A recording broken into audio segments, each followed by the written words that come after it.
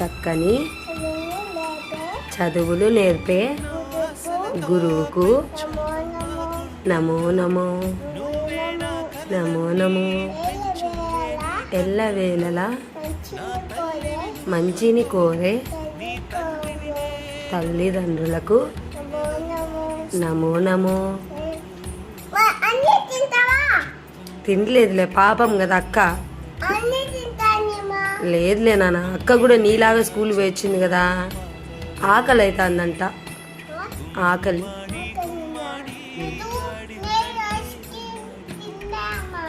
Very good నాన్న.